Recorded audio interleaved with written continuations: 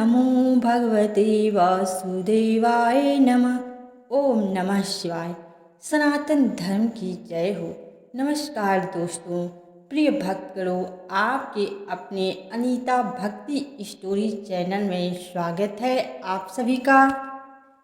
दोस्तों, तुलसी जी को जल देते समय बोलने चाहिए यह 3 शब्द, सभी मनोकामनाएं पूर्ण हो जाती हैं। दोस्तों, तुलसी जी को जल देते समय क्या बोलना चाहिए?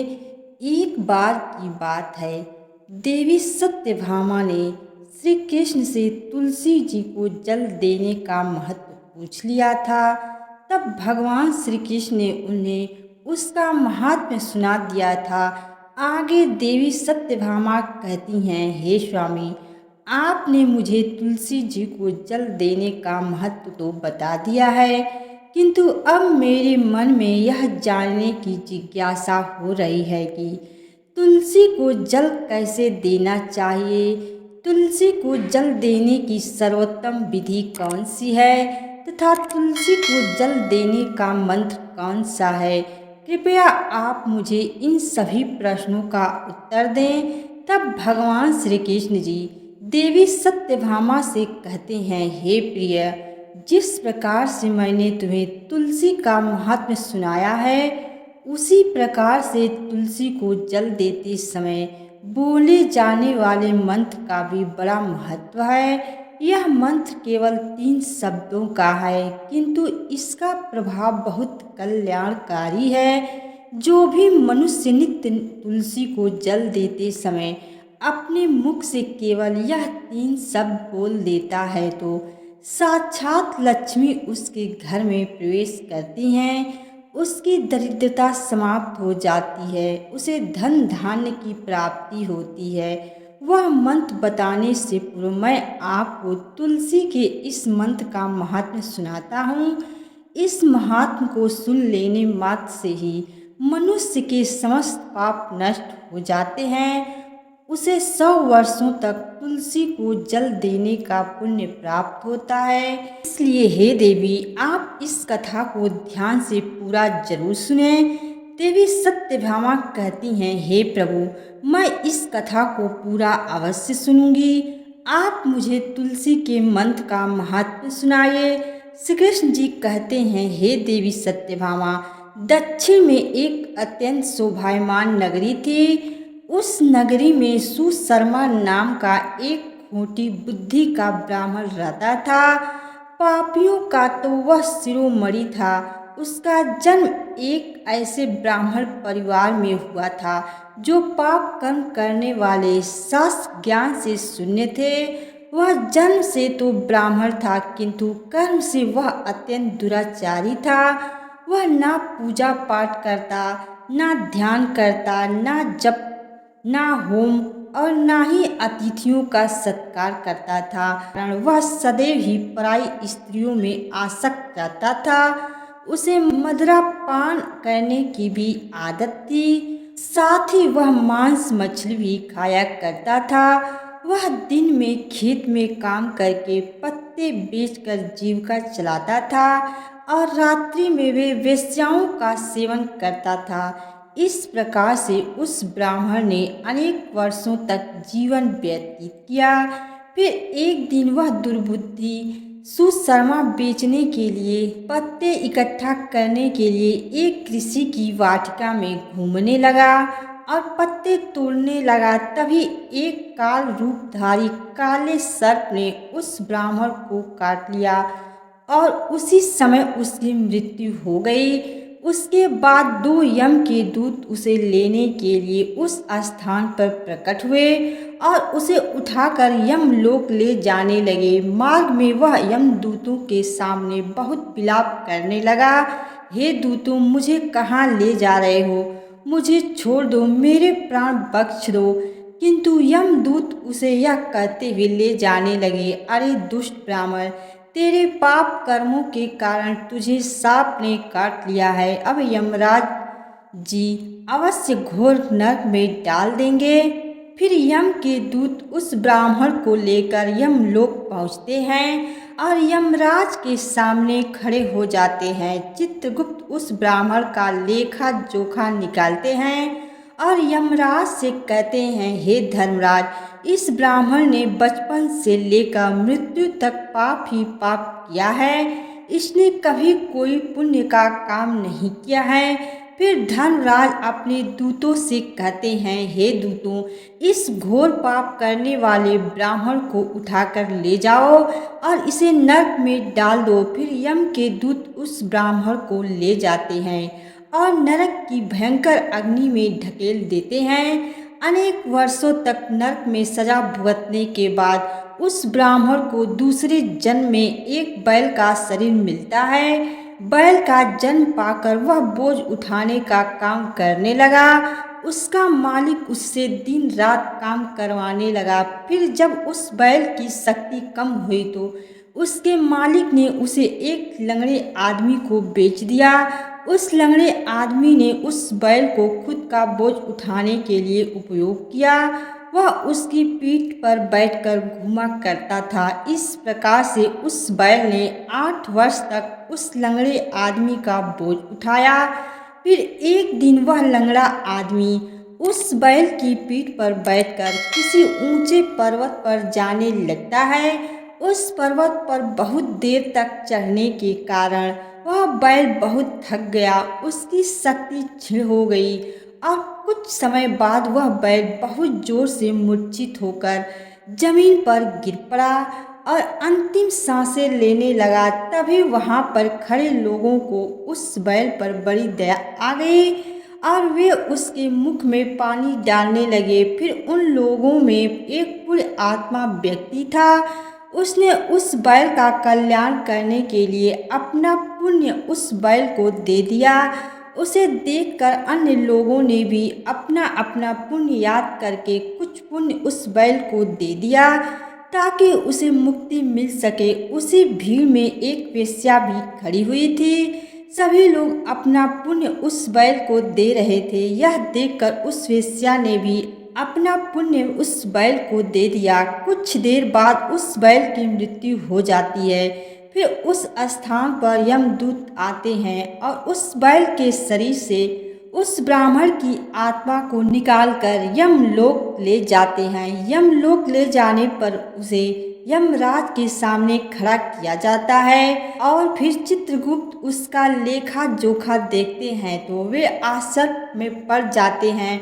उस वेश्या के द्वारा उस बैल को दिया हुआ पुण्य बहुत बड़ा होता है। उस पुण्य के प्रभाव से उसके सभी जन्मों के पाप नष्ट हो जाते हैं। फिर यमराज उस ब्राह्मण के सभी पाप क्षमा करते हैं और कहते हैं, हे ब्राह्मण, उस वेश्या ने तुझे अपना पुण्य देकर तुझ पर बड़ा उपकार किया है। केवल उसी के पुण्य के कारण तुम्हारे सब जन्मों के पाप नष्ट हो गए हैं और यमराज उसे फिर से मनुष्य जन्म प्रदान करते हैं। इस बार वह पृथ्वी पर आकर एक उत्तम ब्राह्मण कुल में जन्म लेता है। उस महापुण्य के प्रभाव से उसे इस नए जन्म में अपने पूर्व जन्म की बातें याद आने लगती हैं। जब वह ब्राह्मण बड़ा हो जाता है तो उसे याद आता है कि पिछले जन्म में जब वह बैल था तब एक वेश्या ने उसे अपना पुण्य दे दिया था। इसीलिए उसके मन में उस वेश्या के बारे में जानने की इच्छा होती है और उस महापुण्य के बारे में जानने के लिए उस वेश्या का पता लगाकर उसे ढूंढते हुए उसके नगर में चला जाता है। वह वेश्या अब बूढ़ी हो चुकी थी। फिर जब उसे वह वेश्या मिल जाती है तो वह उसके सामने जाकर उसे बार बार प्रणाम करता है और उस वेश्या का धन्यवाद करने लगता है। वह वेश्या कहने लगती है, हे ब्राह्मण श्रेष्ठ, आप कौन हैं और किस कारणवश आप मुझे वेश्या को धन्यवाद दे रहे हैं? मैंने आपका कौन सा कार्य किया है जो आप मुझे नमस्कार कर रहे हैं? तब वह ब्राह्मण कहता है, हे माता, मैं वही बैल हूँ जिसे तुमने अपना पुण्य दे डाला था। अपने पाप कर्मों के कारण मुझे पिछले जन्म में बैल होना पड़ा था। उस पर्वत पर जब मैं मर रहा था तो तुमने मुझे अपना पुण्य दिया था। तुम्हारे पुण्य के प्रभाव से ही आज मुझे फिर से मनुष्य जन्म मिला है। तुम्हारे द्वारा दिए गए उसी पुण्य के कारण मुझे अपने पूर्व जन्म की सारी बातें याद हैं। किंतु हे माता, मैं आज यहाँ पर यह जानने के लिए आया हूँ कि तुमने मुझे उस समय पर अपना कौन सा पुण्य दिया था जिस कारण से मेरे सभी जन्मों के पाप नष्ट हो चुके हैं। मैं उस पुण्य के बारे में जानना चाहता हूँ।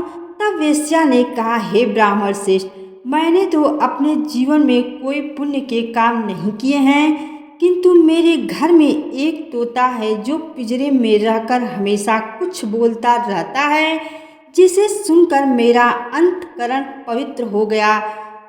उसी तोते के द्वारा बोले गए मंत्र का पुण्य मैंने तुम्हें दान में दे दिया था। फिर वह वेश्या और वह ब्राह्मण उस तोते के पास जाते हैं और उसे पूछने लगते हैं, हे शुक्र, तुमने कौन सा मंत्र बोलते रहते हो जिससे हमारे जीवन का उद्धार हुआ है? यह मंत्र तुम्हें किसने सिखाया और इस मंत्र का क्या अर्थ होता है?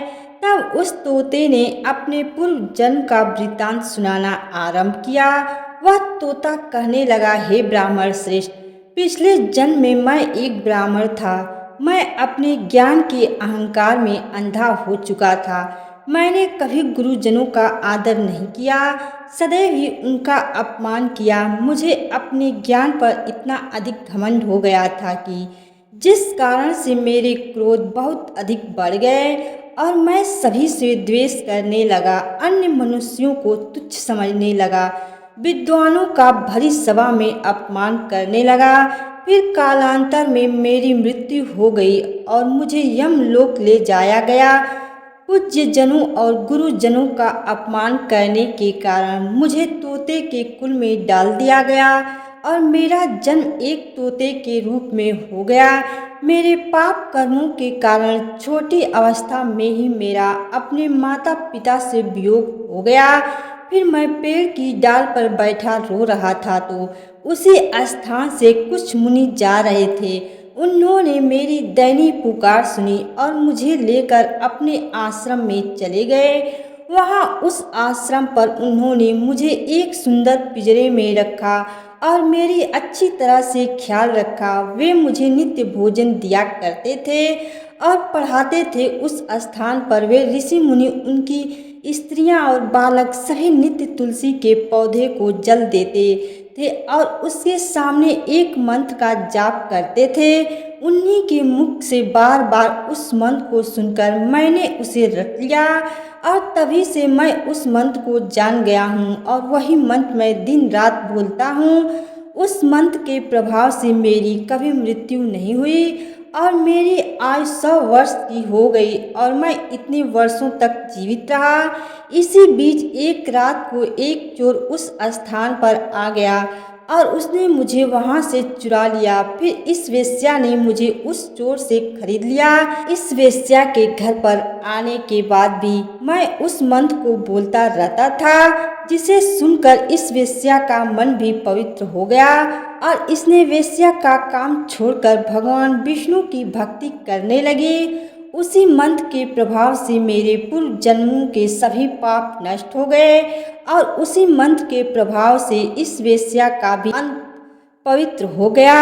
हे ब्राह्मण देवता, उसी मंत्र के पुण्य से आप भी पाप मुक्त हो गए। इस प्रकार से तोते ने उस ब्राह्मण को और उस वेश्या को सारा वृतांत सुना दिया, जिसे सुनकर वह ब्राह्मण और वेश्या दोनों ही अत्यंत प्रसन्न हुए और फिर वे दोनों ही नित्य तुलसी जी को जल देकर उस मंत्र का जाप करने लगे। फिर वह तोता, वेश्या और वह ब्राह्मण तीनों उस मंत्र के प्रभाव से दिव्य विमानों में बैठकर विष्णु लोक को चले गए। श्री कृष्ण जी कहते हैं, हे देवी सत्यभामा, देखा आपने, केवल तुलसी के इस मंत्र के प्रभाव से उस तोते के, उस वेश्या के और उस ब्राह्मण के सभी पाप नष्ट हो गए। इसलिए प्रत्येक मनुष्य को रोज तुलसी को जल देते समय इस मंत्र का उच्चारण अवश्य करना चाहिए।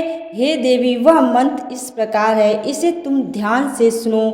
ओम वृंदावन स्वाहा, ओम वृंदावन स्वाहा। श्री कृष्ण जी कहते हैं, जो भी स्त्री नित्य तुलसी के समक्ष इस मंत्र का उच्चारण करेगी वह सौभाग्यशाली बनेगी। जो भी पुरुष तुलसी के सामने इस मंत्र का उच्चारण करेगा उसे अक्षय धन की प्राप्ति होगी।